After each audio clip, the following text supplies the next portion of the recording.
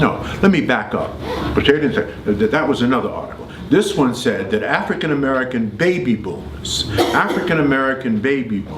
will be the first generation of Africans in America to raise another generation of Africans in America that will not do better than them. So in the 400-year history of our people in this country, we are the only generation to raise another generation that will be worse off. We need our asses kicked. Our ancestors and forefathers must be rolling over in their grave. All right. You can count me out of that statistic. I will not participate, and you must not participate in that statistic. Understand that everything we do for our children, just as everything our parents did, they did for us. We cannot allow this to happen. Not on our watch.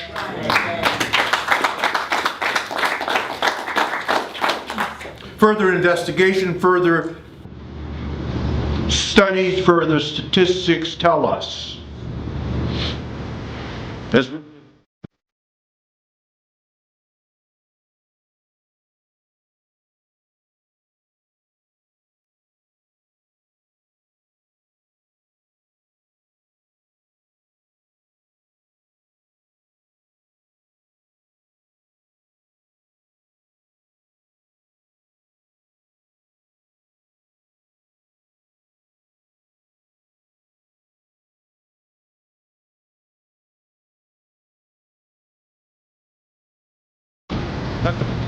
We are an awesome and beautiful and powerful people. And we need to act like it. All right. And maybe the best thing that has happened to us, because God works in mysterious ways, maybe the best thing that has happened to black people is Donald Trump.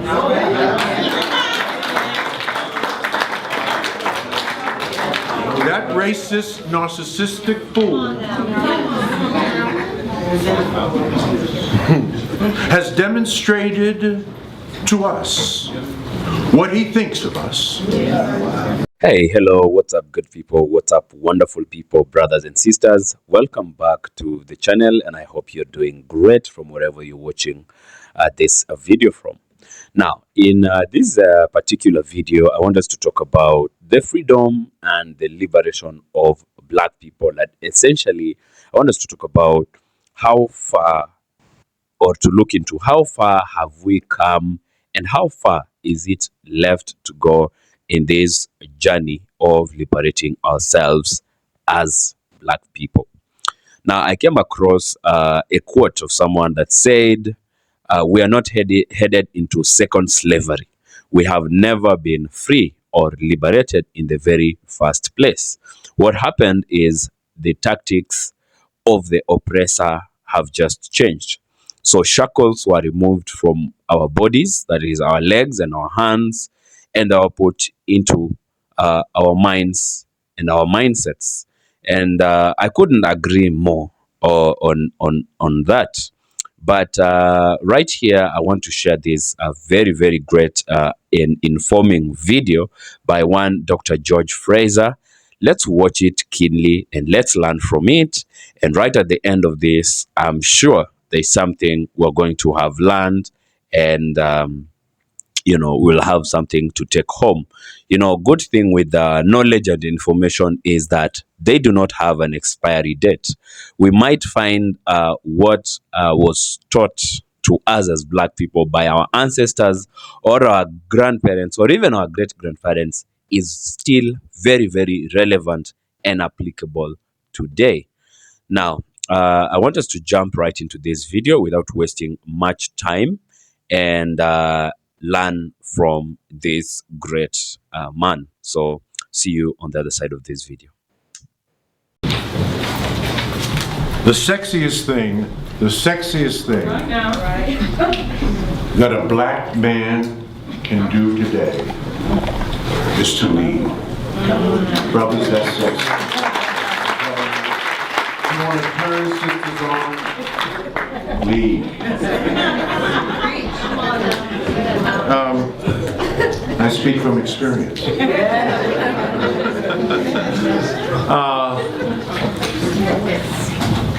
Yes, I am black.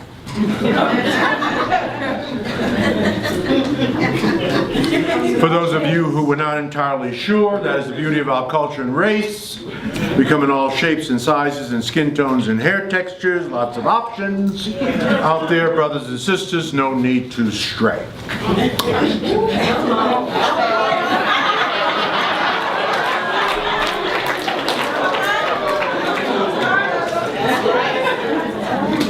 Now I can say that because I've been married to the same sister. Come on. I said sister. All right. 45 big ones, that's 4 or 5.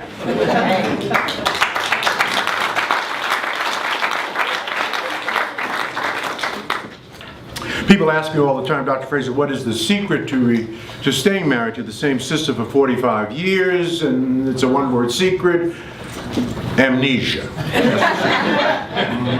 In 45 years, Nora Jean's going to do something stupid. I'm going to do something stupid. We discuss the stupid things that we have done, Bishop. We reach middle ground.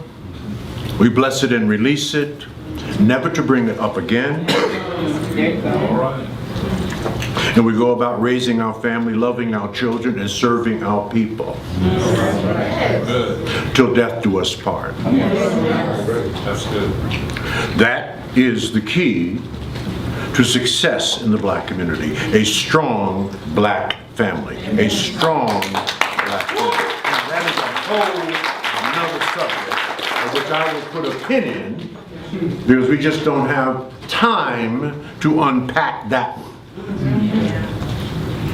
But it's huge. Now, all that needed to be said today has already been said. I got here at 8 o'clock this morning.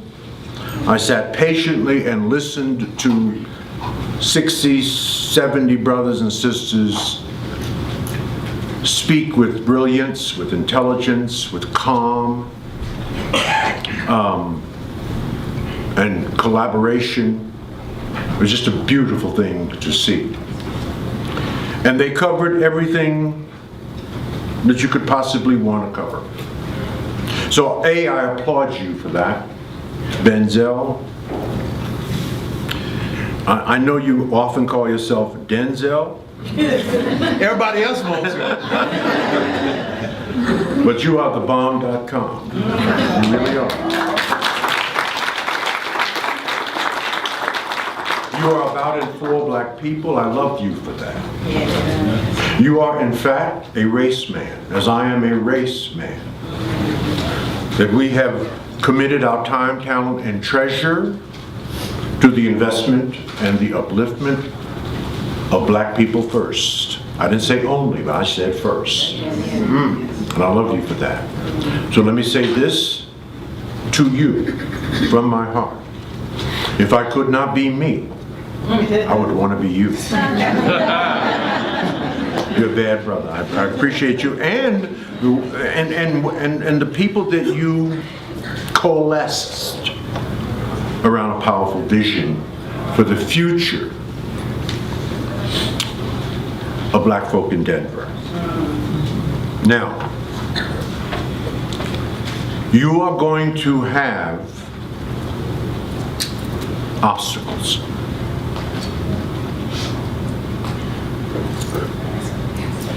One of my favorite quotes is from Marcus Aurelius. Marcus Aurelius was one of the 5 great Caesars. And it was Marcus Aurelius who said that the impediment to action advances action. That what stands in the way becomes the way. Let me say that differently.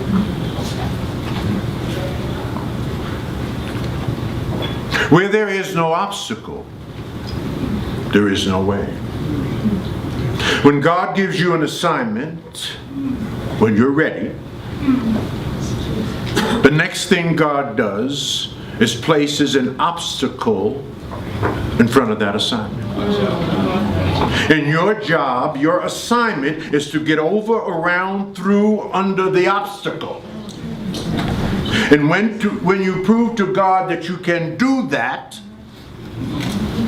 God checks off a box, gives you an attaboy or an attagirl, and then you get a new assignment.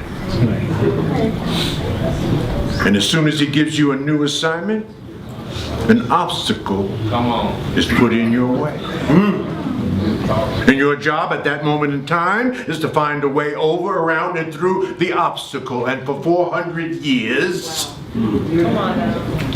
Africans in America have found a way over, around, and through the obstacle.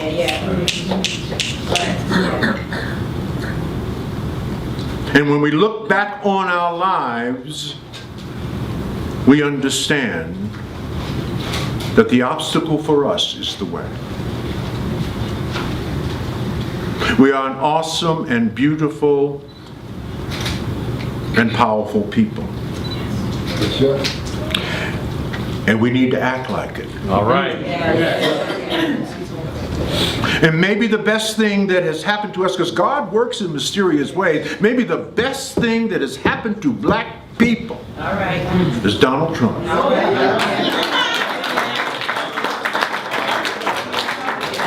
That racist, narcissistic fool has demonstrated to us what he thinks of us and what so much of America thinks of us. Now, we have always suspected, we have always complained, we have always saber-rattled what we now know to be true. America elected Donald Trump. And we now know what so much and so many of America think about us. But we've had that suspicion with, we can almost say it ain't nothing new. But now it's been proven, it's been proven. So this is a good thing. This, I think, will motivate us to understand that we are in a state of urgency. We are in a state of emergency, if you will. Interesting article in the Wall Street Journal, I hope you saw it. Interesting. It said that financial illiteracy is an American problem. That's what the Wall Street Journal said. Financial illiteracy is an American problem.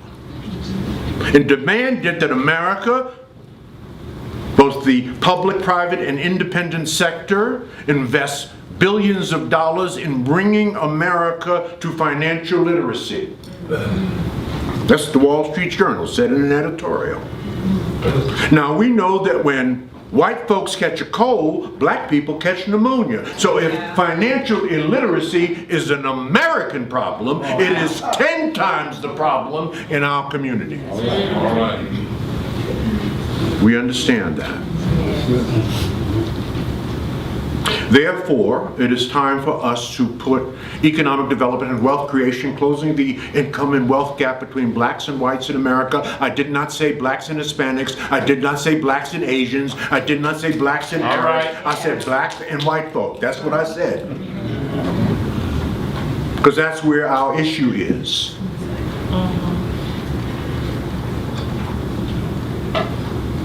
It is time for us to close that gap. It is time for us to put economic development on the front burner. It is time for us to create a mantra and slogan around that idea. And that mantra and slogan, as I have been saying for the last 5 years, is that economics is the new black power. Economics must now become the new black power. All right. And this cannot be done without the cooperation the investment and the engagement of the most important, the most trusted institution in our culture, and that is the black church. They must touch it. And so we must devise a system that allows us morally and spiritually to fulfill Proverbs 13:22, that a good man leaves an inheritance to his children's children. That is what the Bible tells us. Interesting article on the front page of USA Today, Bishop. Thank God it was below the fold, but it was on the front page. And here's in essence what the article said. It said that if nothing changes among African Americans, no, let me back up. But they didn't say that was another article. This one said that African American baby boomers will be the first generation of Africans in America to raise another generation of Africans in America that will not do better than them. So in the 400-year history of our people in this country, we are the only generation to raise another generation that will be worse off. We need our asses kicked. Our ancestors and forefathers must be rolling over in their grave. All right.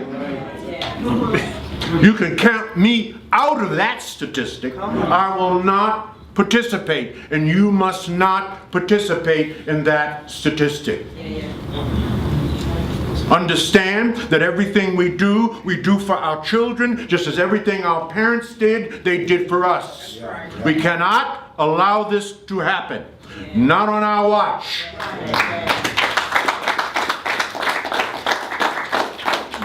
Further investigation, further studies, further statistics tell us. As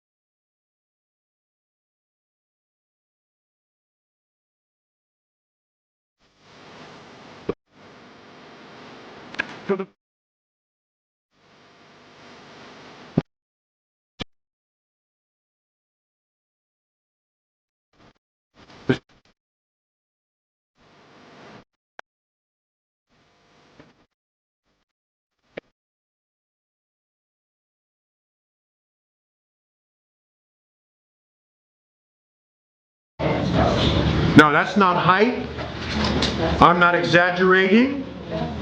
The shots have been fired. The flares have been fired.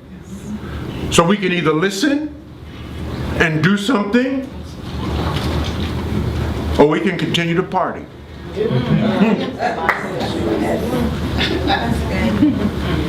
make Grammy-nominated rap songs,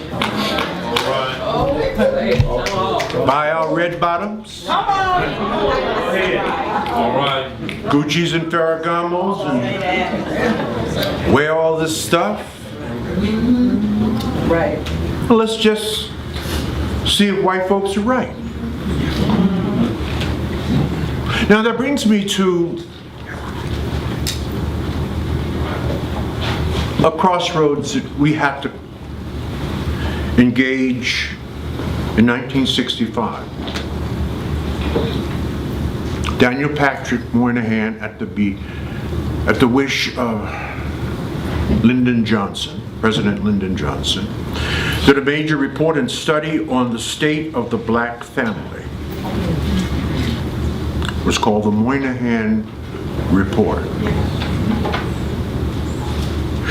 Daniel Patrick Moynihan was a New York liberal Harvard graduate. Did his work, published the report, and basically the report said the following. What he noticed through statistical gathering is that the out-of-wedlock birth rate among black families was 5 times that of white families in 1963 and 4, and ultimately published in 5. Out-of-wedlock births were at about 25% then, and in the white community, it was about 5%. We were 5 times higher. And Daniel Patrick Moynihan basically said in his own, northeasterner way, that brothers and sisters, this is what the statistics are, but the federal government cannot legislate your screwing. That's on you. Oh my God. We can't tell you when and who to screw. But here's what's happening as a result of what you're doing. Your rates are 5 times higher than our rates. And if that trend continues and you do nothing about it and you ignore it, within 20 to 40 years, your out-of-wedlock birth rate will get to the 60s and 70% that will affect and effect the black family structure and ultimately lead you into poverty.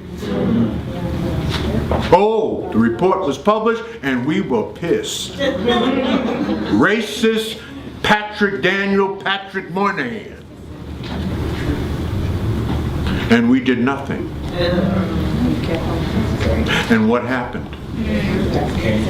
Exactly what they reported. So, we don't have to listen to the statistics. We can just continue doing what we're doing. That's if you want to do that. I have chosen not to do that. Because although the prediction is that by 2053 this will occur to us, if you read the national coverage of the front page story in December of last year in the Boston Globe about black people and their money in Boston, it made national news. It's all on the national news, Bishop. Boston, one of the wealthiest cities in America. A home of America's most elite education, Harvard, MIT, Boston College, Bryn Mawr, Sarah Lawrence, Boston University.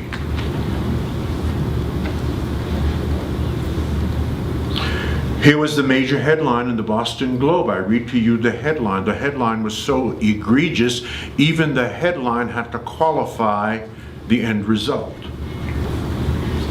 Here's the headline. This is no typo. The median net worth of black Bostonians really is $8. I said $8. One of the wealthiest cities in America. Black Bostonians are worth $8. Now, I thought the prediction in Fortune magazine is that we would be broke by 2053. Well, black Bostonians are about 20 years ahead of time.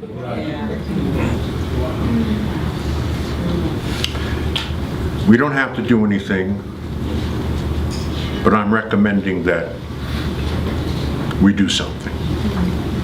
I'm recommending that we tackle the problem, and I really see it. I talked about this earlier. I don't really see it as a problem because I'm an entrepreneurial thinker and have been all my life. I see it as a massive opportunity to provide education and training to 46 million black people. That's what I see. Massive.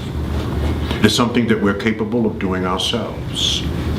So, with that thought in mind, 3 years ago, I began thinking through what was the system that we needed to put in place to institutionalize financial education in the black community. Where must it first be housed and then expanded and extended to? And there's only one clear answer if you think clearly about this. It must take seed in the historically black church. There are 85,000 black churches in America. 25 million black people go to church every single Sunday. We are the most morally grounded, spiritually rooted people in this country. We are the most church-going people in this country. You cannot do anything of significance in black America without touching or it being led.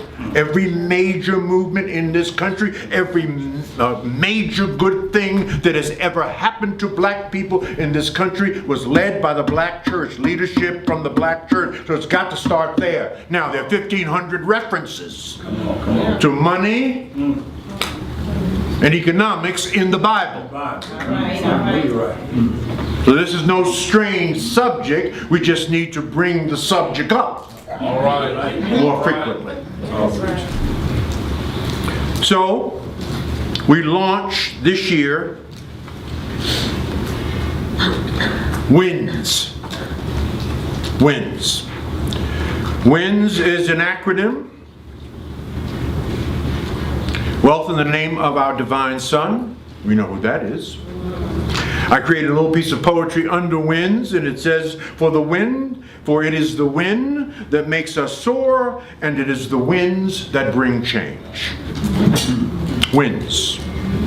There will be financial literacy centers, wealth building centers. That's how we're branding them. Now, I have a little experience with branding. I spent 13 years in branding and marketing and leadership positions with Procter & Gamble. Now, anybody know anything about branding and marketing? They are the beast of branding and marketing. They invented branding. I sat at the feet of the masters for 13 years. I was the guy that was partly responsible for the launch of Pampers, which disrupted the cloth diaper category 40 years ago. So I know a little bit on how to package, design, and do the brand architecture for something as powerful as a brand that needs to bring us to literacy. We introduced it last year at the Power Networking Conference. We said, here's what's coming. And we launched it this year at the Power Networking Conference. We recruited. Now, I did the prototype. I've had a WIN center in my church for the last 14 months. So I was sort of the test market. We're now doing what they call in the branding world a soft launch. So we've got 15 people around the country. We will be meeting in October for the final Train the Trainer. Each person directing a WIN center must have some history in the financial services industry, and then they must get a CFEI, which is a certification in financial education instruction. You see, because you are a stockbroker doesn't mean that you can teach financial education. It is no different than basketball. Michael Jordan is the baddest basketball player to have ever played the game, but he would fire himself as the coach of a team that he won because he cannot coach. But Phil Jackson was a mediocre basketball player, and Phil Jackson has 11 rings, and 9 of them are for coaching. Because you can play basketball doesn't mean that you can teach basketball. Because you can read doesn't mean that you can teach reading. Because you can do math doesn't mean that you can teach math. You have to be certified. I have 2 African-centered charter schools, and you cannot teach basic reading in my charter schools without certification in reading. But why would we allow our people to teach our people something they're not certified in teaching? And this is especially true for black people because we learn differently. We are oral, visual, tactile, kinesthetic, and auditory. We're oral, visual, tactile. White folks that teach our inner city children can't teach them because they do not understand our learning and teaching style. We are an archival, we are an oral people. White folks are archival. They write,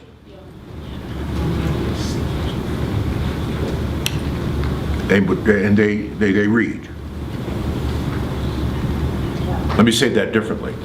They write and they read that this world is still being run by books that were written 500 years ago. Don't you ever forget that. They take out of their brain, put it on paper, and publish it. Now, more of us are writing books than ever before. So we're moving in that direction. We've got to write it down because in order to systemize something, you must be able to articulate it, put it in writing, and then make sure that there's a permanent record of it. That's what books are for. So there's nothing wrong with the oral tradition. It's a beautiful tradition. We see it every Sunday in the black church. We are probably the best speakers in the world because we come from an oral tradition. President Barack Obama, I remember when he first got elected, I had a good white friend who said to me, "Man, President Obama can really speak, Dr. Fraser." I said, and he said, "No, he's a great speaker, isn't he?" I said, "He's all right."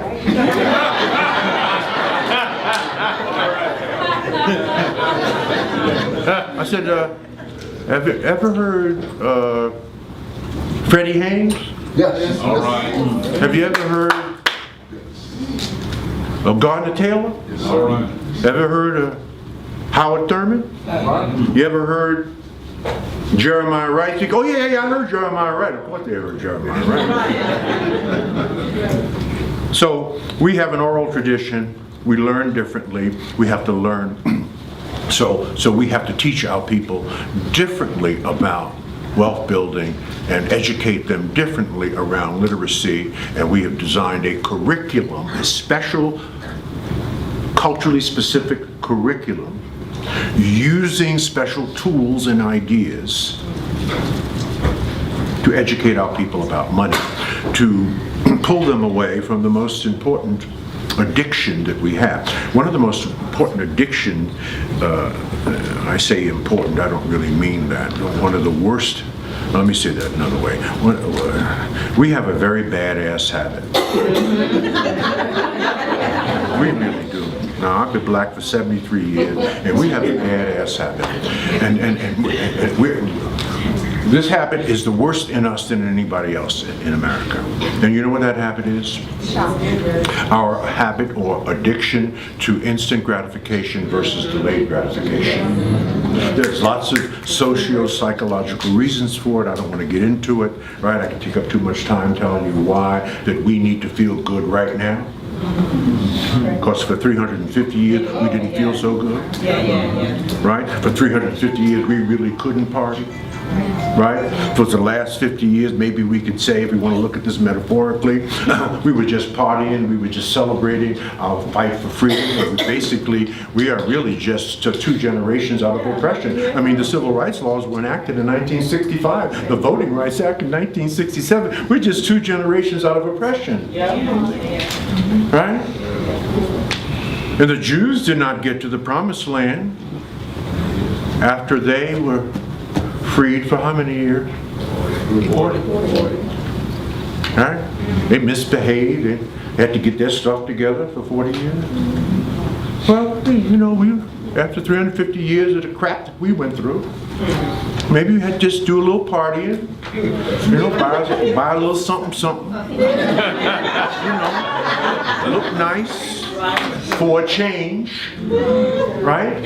But now, you know, it's the 40 years is over, the party is over, brothers and sisters, all right?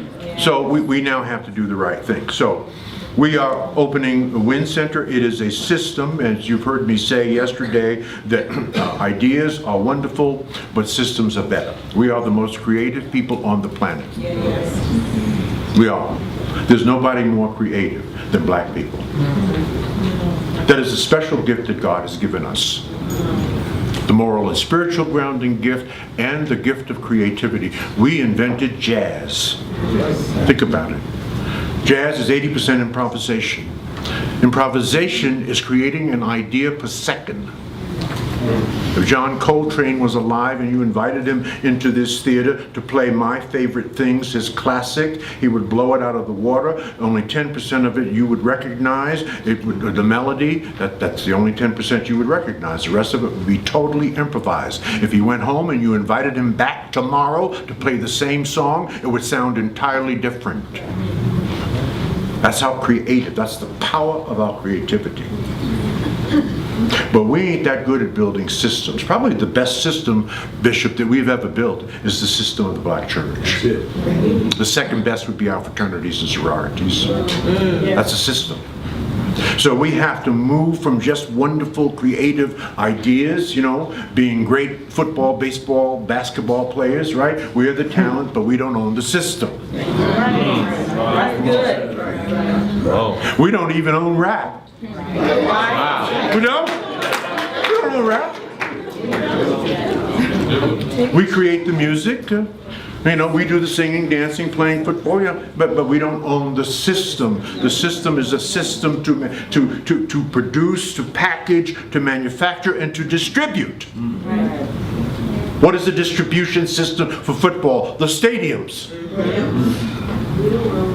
The media. So that's a different kind of thinking, and this is the kind of thinking that we must engage our people in the 21st century.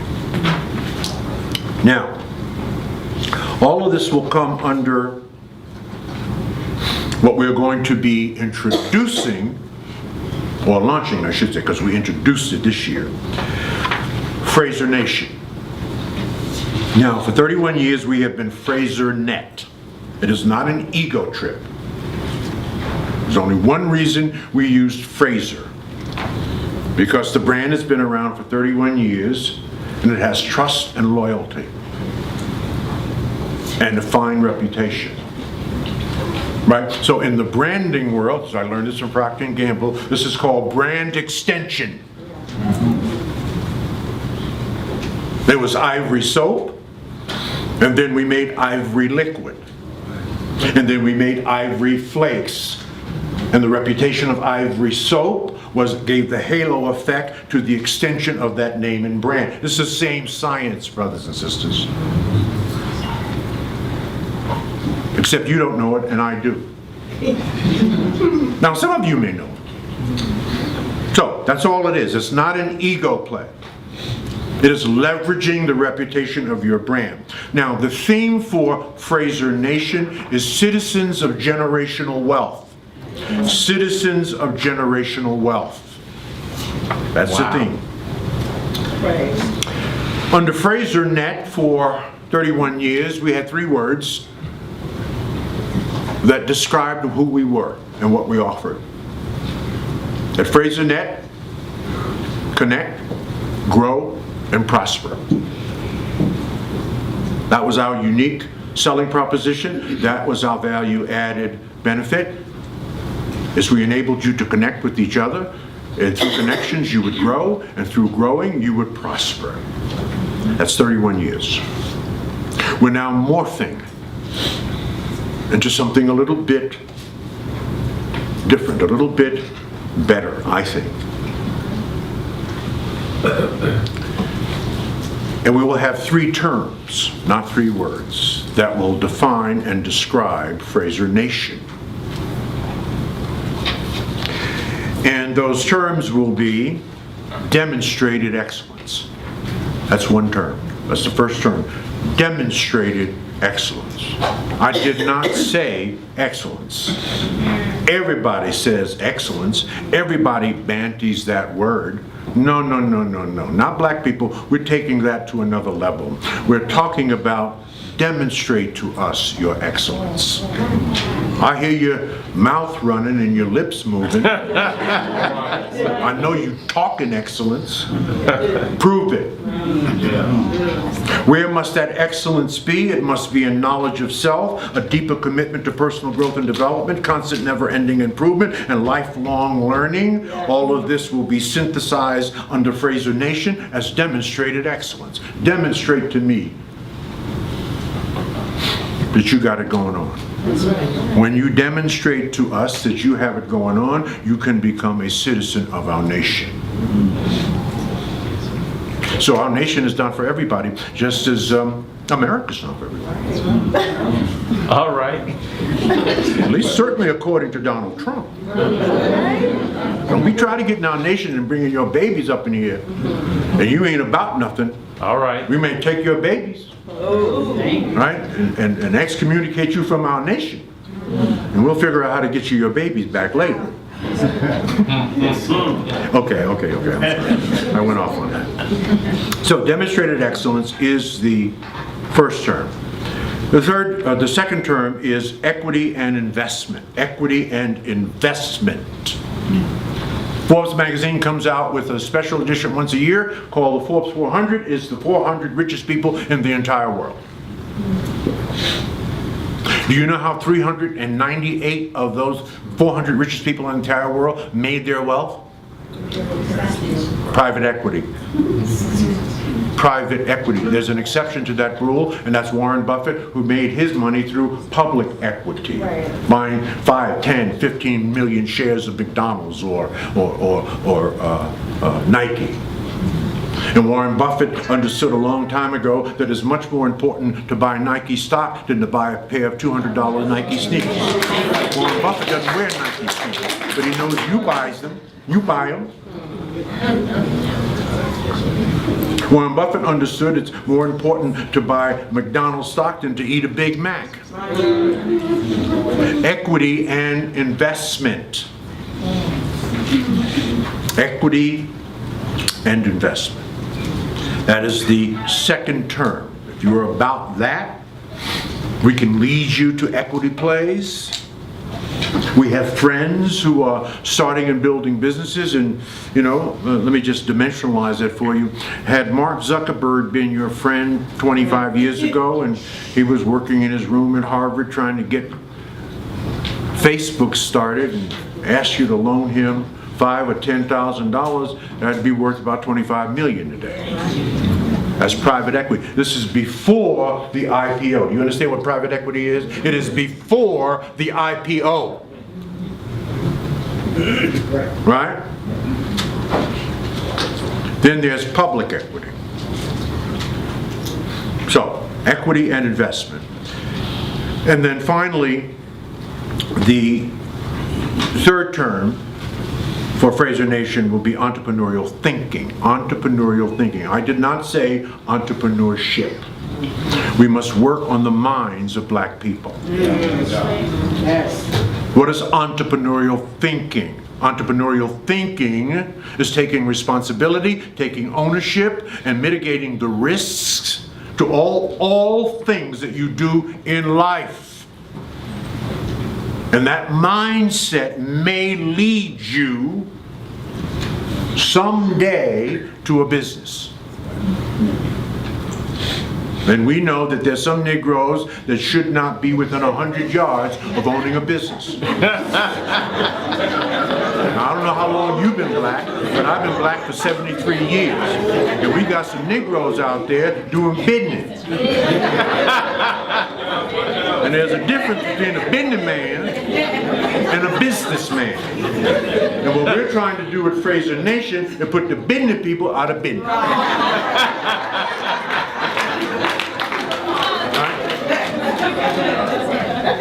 Because they're messing it up for those of us who are trying to do serious business.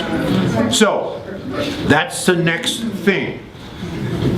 And then to aggregate the brothers and sisters, the institutions and the organizations that demonstrate excellence on a regular basis, and to make them a part of this Fraser Nation, which will be a system. It is a system that will be institutionalized over a long period of time. It will be membership-based and chapter-based, and people heading up each state for the various chapters in that state, guess what they will be called? Governors. We have a nation. When you head up a state in America, what do you call them? A governor. So we will develop nomenclature that connotes dignity, respect, and power, and demonstrated responsibility and demonstrated excellence. That's where we're going. Finally, and I'm going to end on a couple of notes and then take questions and then roll up out of here. To return sooner rather than later. Right, Benzel? Absolutely. What, I have 3 minutes? 30. Okay. Okay, so I want to leave. Now, is it 30 before we're going to leave here at 4:15? I just want to get the timing right. Yeah, we'll have that. 4:15. So 3:45 is our stop with you at the Right, what time is it now? It's 3:15. 3:15, okay, good. All right, so I'm going to leave some time for questions, but I just want to leave you with one little tip. I have traveled the globe. I've met some of the most powerful and most important people to have lived. From Malcolm to Martin, Oprah, and Denzel. And what I've discovered in observing them and befriending them,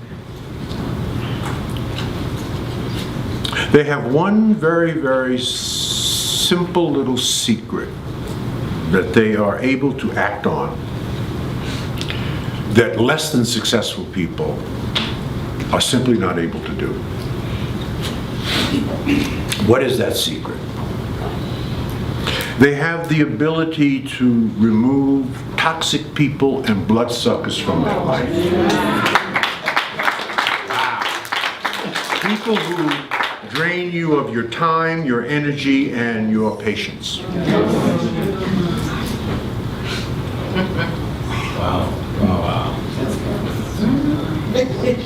Now, this is very easy to say, this is very difficult to do. Do you know why? Because most of these people are your family and friends.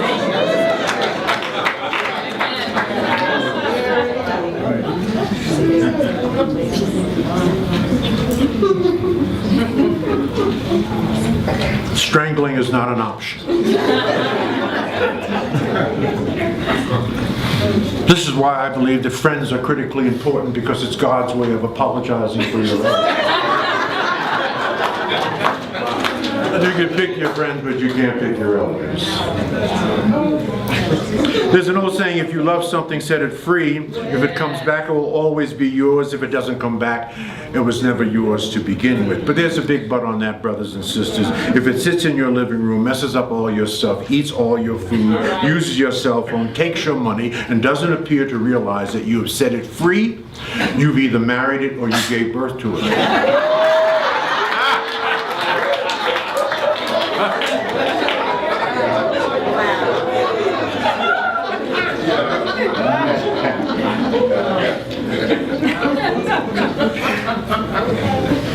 You must be able to remove toxic people and bloodsuckers from your life. Introduce me to your 5 closest friends, and that will tell you who you are. As they know and as they go, you go. Business. It's about relationships. Without relationships, you have no business. Without relationships, you have no business being in business. In fact, the business you're really in is in the business of building relationships. So your relationships are everything. Everything. 15% of your success in life will be determined by your skills. But 85% of your success in life will be determined by your interpersonal and people skills, your ability to cultivate, nurture, and develop relationships at work, at home, and in the community. There are 3 networks you're going to have to work on for your entire life, through every passage of your life. If you're lucky, you'll get 8 passages. Each passage is about 10 years. Let me explain that to you. You're a different person at 10 years old than you were at 1. You're a different person at 20 than you were at 10. Let us pray. You're a different person at 30 than you were at 20. You're a different person at 40 than you were at 30, 50 than 40, 60 than 50, 70 than 60, 80 than 70. You're constantly evolving and changing, and people are platooning in and out of your life through every passage of your life. And if you don't have the good sense to understand who is with you and who is not, you're going down. You ain't getting where you're supposed to go. Smart people rarely hang around stupid people unless they're related to them.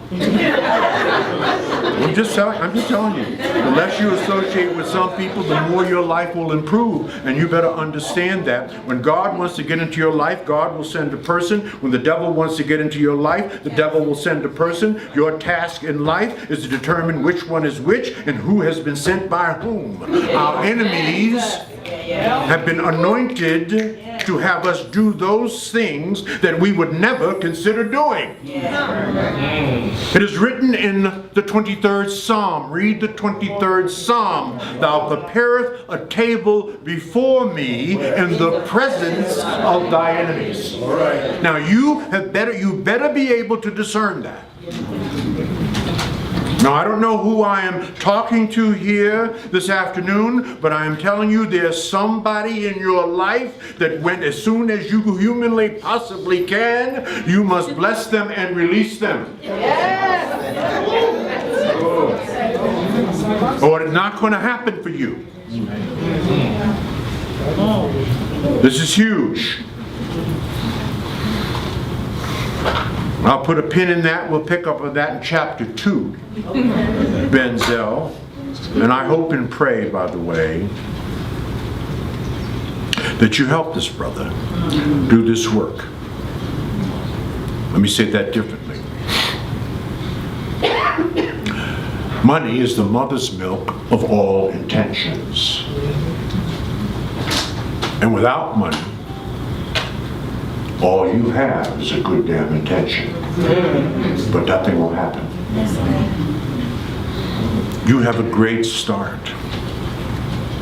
This is an important initiative. This is for you and about you.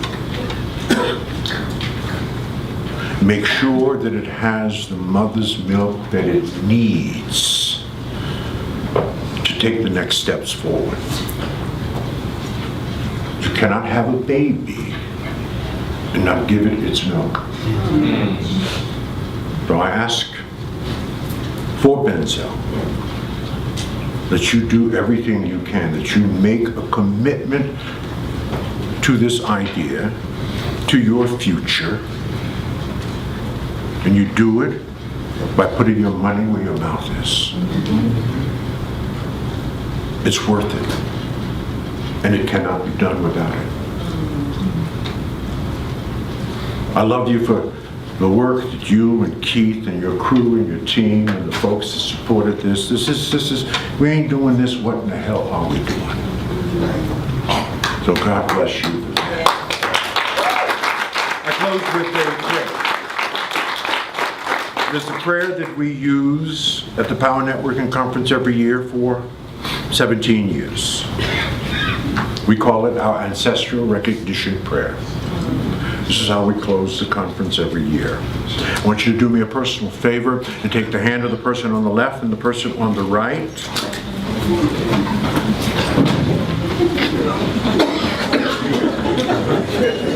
We are all connected. You do not have to stand on this particular prayer.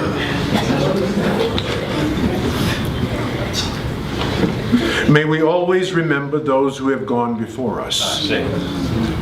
May we be inspired by their vision and their valor. May their lives continually remind us that service is more important than success, that people are more important than possessions, that principle is more important than power. May whatever we do be molded and shaped by honesty, excellence, and commitment. May our children and our children's children carry forth with pride the nobility of the histories that are represented here and the various traditions that are represented in this room. To the Creator of all of us, by whatever name we may refer to that Creator, we dedicate our lives to make our world better and more beautiful. Can I get an amen? Amen. Now I want you to repeat after me with enthusiasm, and I'm finished.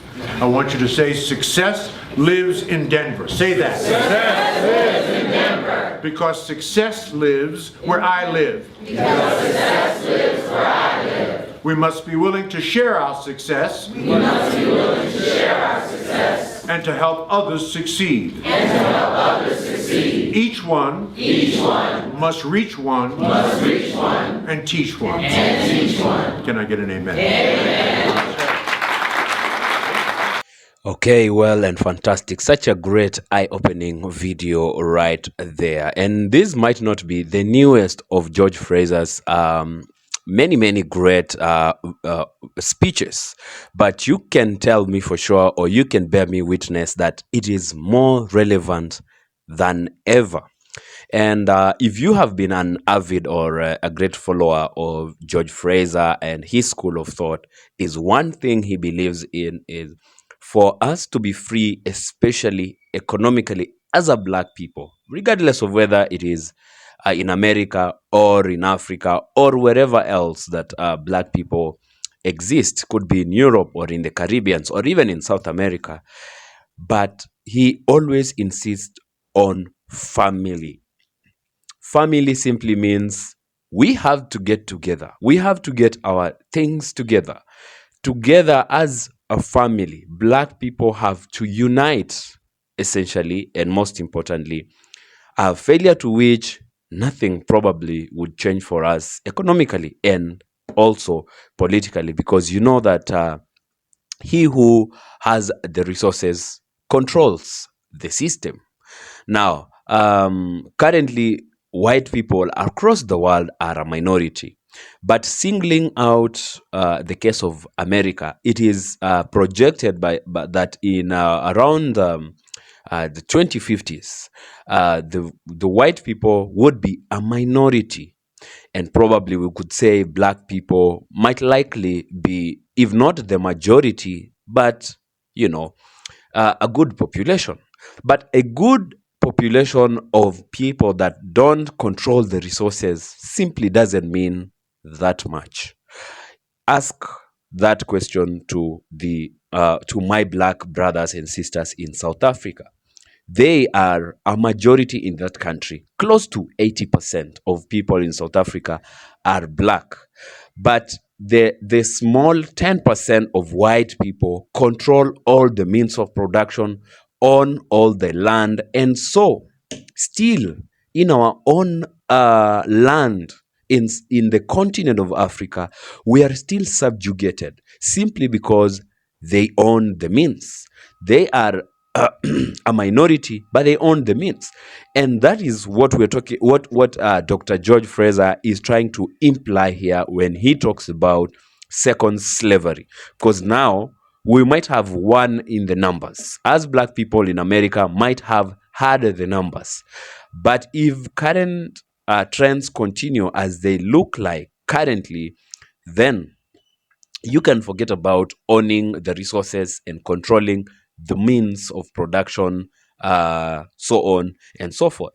Now, So in this way to liberation, according to this speech by Dr. George Fraser, family is very important. And we talk about family, we're talking about not just having a family, because we all belong to families, functional, united families. And when we talk about that, then the bigger picture of the unity of black people, be they in America, in Europe, in the Caribbean, in South America, or even in the continent of Africa, would definitely be the ultimate goal. So, in this journey of liberation, we learn from George Fraser, or we are confirming from George Fraser that there is no if there are no obstacles, there is no way. So one thing that this is telling us is we have to embrace the obstacles, because then it means we are beating the challenges, and we have to continue to find our way around the challenges. Now, a few things I have handpicked on what I think we need to pay more attention to, or what I have picked for us from this speech is this. And let's just quickly run over them. Now, first of all, framing of modern systematic oppression as the second slavery. Of course, comparisons between historical chattel slavery and today's structural iniquity and oppression are nothing but just a copy and paste of slavery in the case of America. In the case of Africa and maybe the Caribbeans, or halfly in the Caribbeans, and when we talk about modern day colonialism or neo-colonialism, and it is an exact manifestation of how colonialism happened, just that the tactics have morphed and changed, but control is still the same, oppressor is still the same. So that is one. And here, Dr. Fraser is talking about the restrictions of black people in education, in economy or economics, and justice are echoes of simply nothing but past enslavement and neo-colonialism or colonialism for Africans. Another point is, most importantly, economic inequity and wealth gap. And so the persistent disparities, like limited access to capital, wage gaps, the persistent wage gaps, and the barriers in entrepreneurship or business are all designed to fuel the systemic cycle of servitude.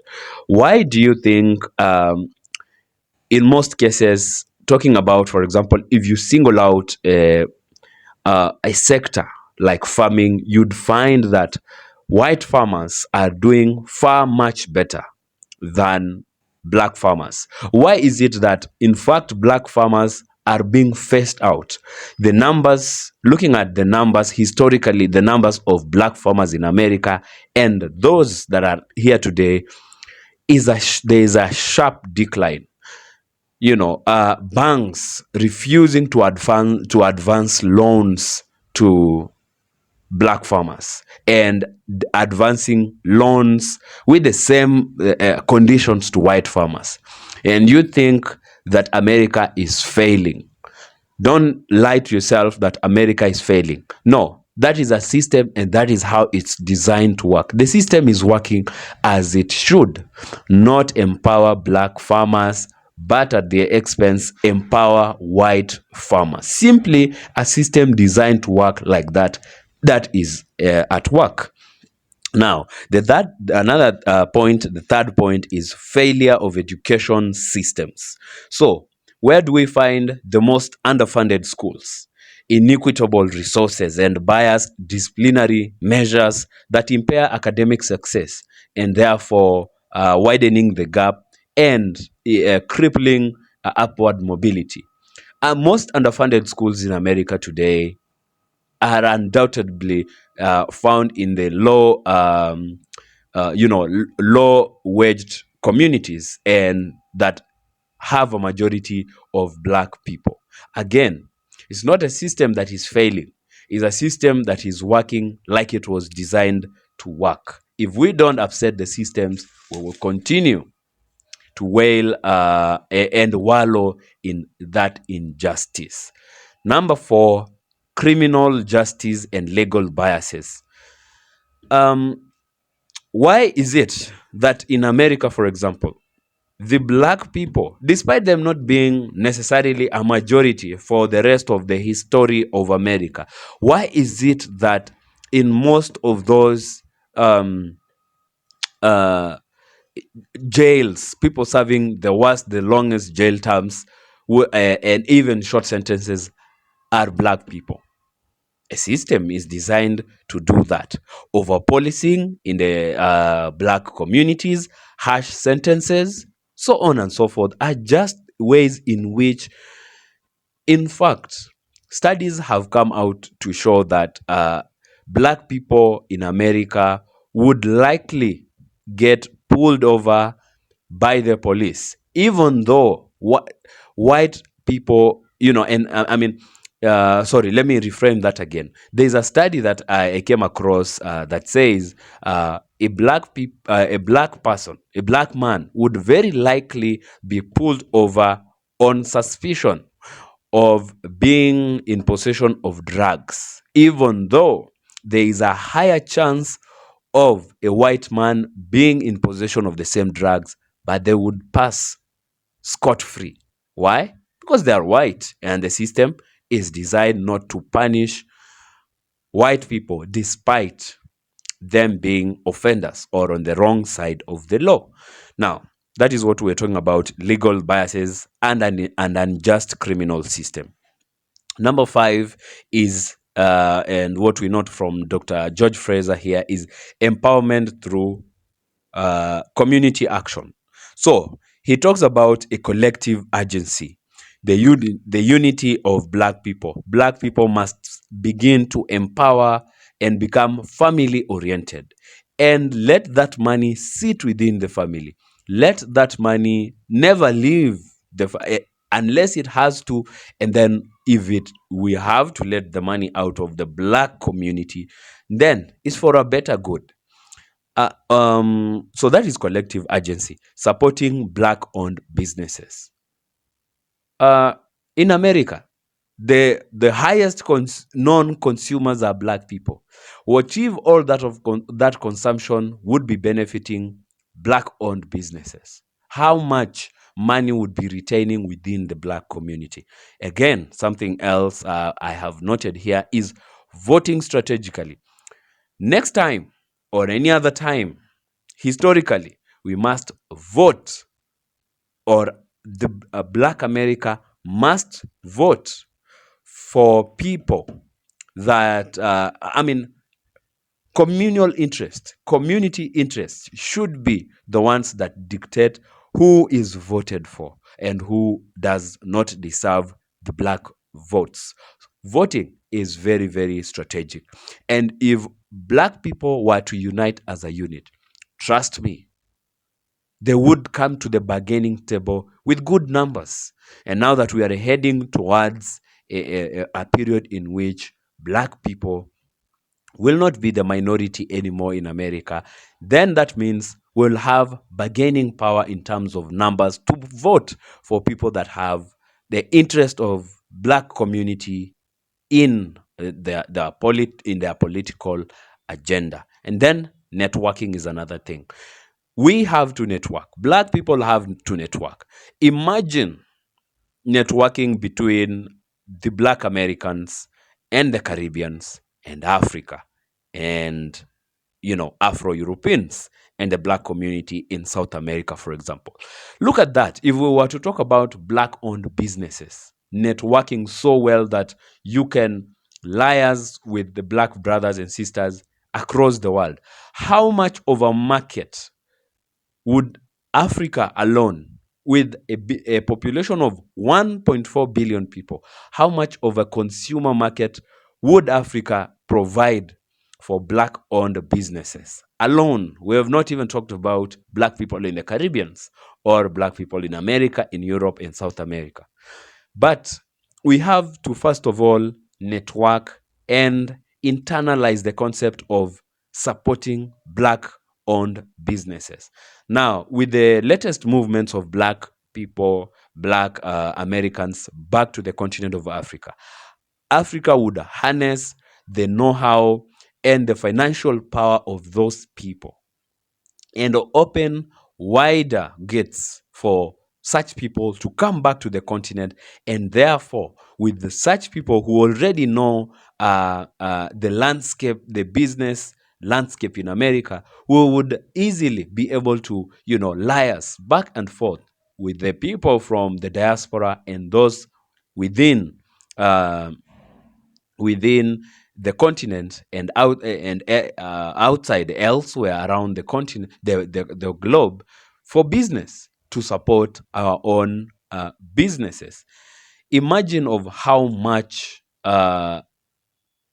we would earn as a black community if all those innovations and inventions of black people were that we couldn't, fund. Black people in America and elsewhere in Africa could not fund, and therefore were, taken away from black communities. Imagine of all those black inventions that have been acquired by white people because they had the money to fund that. Imagine if all that money in form of generational wealth still stayed within black communities and black families. Just imagine of that.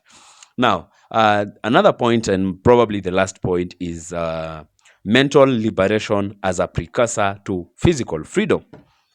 Now, fighting internalized oppression is the first step, both for African Americans, the Caribbean community, Afro-Europeans, and of course, Africans.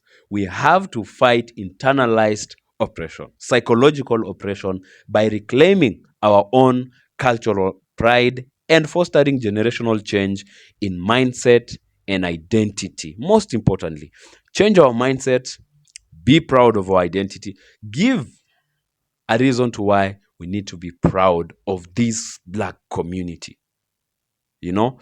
um and when generations of black people find that this is a community that love themselves, are proud of themselves, then we would not have cases of African Americans, disowning their blackness, disowning their Africanness. We would not have these minor divisive issues between Africa and African Americans, of disassociating with each other.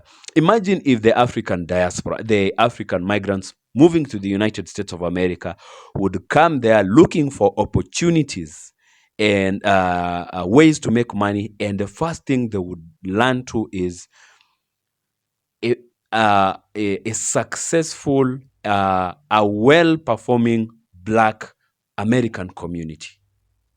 A black America that is doing perfect, that would give them the opportunities they're looking for. Then they would probably really have more reasons to identify as black, associate with those people, than when they come out of the continent of Africa trying to change the situations financially or economically, and the people that can only offer that are white people. We would have find more sense, more pride in our blackness if black people controlled America, for instance.